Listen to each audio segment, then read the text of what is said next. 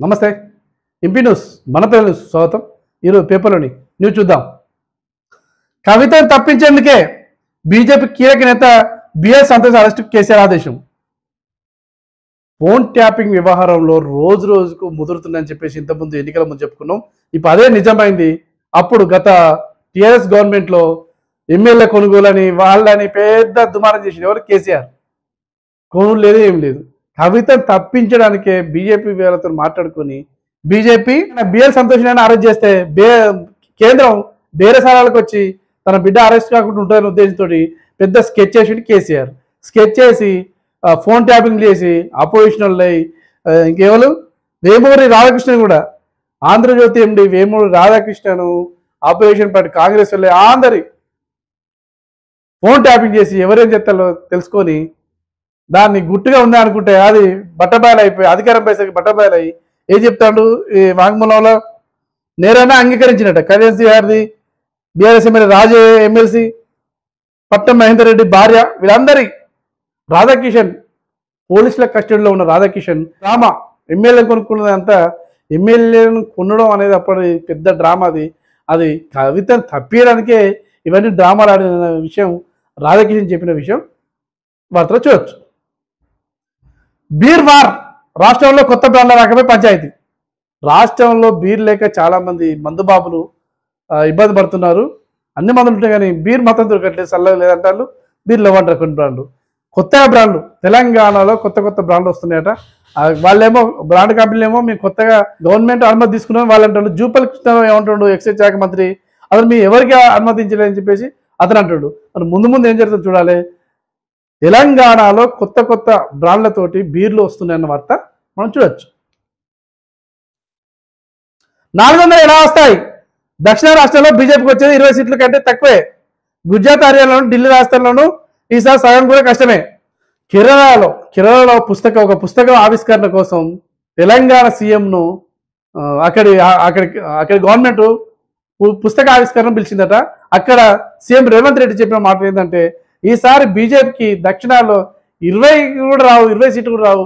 ఎట్లా అధికారం 10 సంవత్సరాల నుంచి వీళ్ళు ఏం చేయలేదు కాబట్టి 20 కూడా రావు. రాజస్థాన్లో సగం వస్తాయి, ఢిల్లీలో కూడా సగం కూడా రావు, హర్యానాలో కూడా రావు. వీళ్ళకి ఎక్కడి నుంచి 400 సీట్లు వస్తాయి? అసలు 400 సీట్లు కాదు కదా, దక్షిణాల్లో 20 సీట్లు కూడా రావని సీఎం రేవంత్ చెప్పిన వార్త మనం చూడొచ్చు. అదేవిధంగా రేవంత్కు కేరళలో పెద్ద క్రేజ్ ఉందట.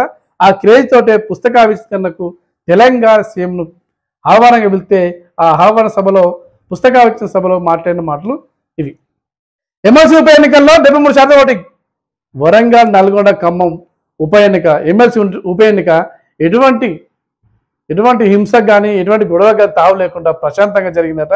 ఎంత 73% ఓటింగ్ జరిగినట్టుగా మనం వార్త చూడవచ్చు.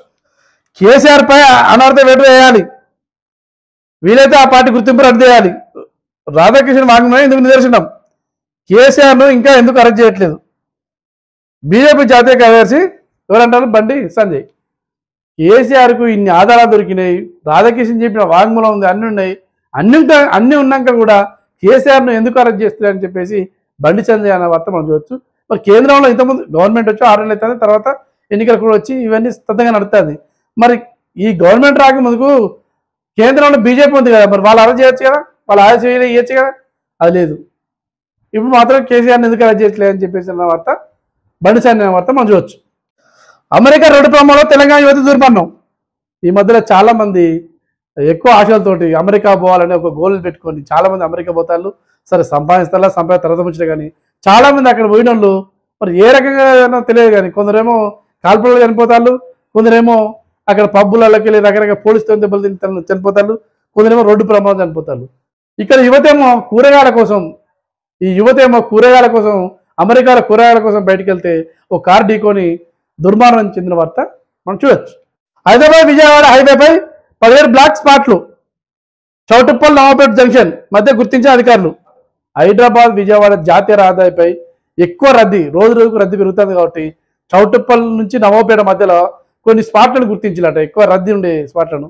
అక్కడ అండర్ పాస్ ఇవ్వడానికి ఇప్పుడు చౌటుప్పల్ ఉంది, చౌటుప్పల్లో పెద్ద రద్దీ ఉంటుంది. ఆడేం చేస్తారు, చౌటుప్పల్ లోకల్ పోవడానికి అండర్ పాస్ ఇస్తారు, పై నుంచి జాతీయ రహదారి అవుతుంది. ఆ విధంగా కొన్ని పాయింట్లను గుర్తించాలట. అండర్ పాసులు, కొంత ఫ్లైఓవర్లు ఇట్లా గుర్తించిల్లట. అది త్వరలో పనులు చేపడుతున్న వార్త మనం చూడవచ్చు. రద్దీ పెరిగిన కొద్దీ ఈ ఫ్లైఓవర్లు కానీ అండర్ పాస్ కానీ జాతీయ రహదారిపై పెరుగుతున్నాయి. అదేవిధంగా ఇక్కడ హైదరాబాద్ విజయవాడలో కూడా విజయవాడ రహదారి కూడా ఎక్కువ రద్దీ ఉన్నందుకు ఆ చౌటప్పల కాడ ఇంకా నవపేట మధ్య చాలా 17 స్పాట్లు 17 బ్లాక్లను గుర్తించినట. వాటికి ఎంత రూపాయలు 280 కోట్లు 288 కోట్లతో పనులు ప్రారంభమయ్యే వార్త మనం చూడవచ్చు. ఇవి 20 వార్తలు.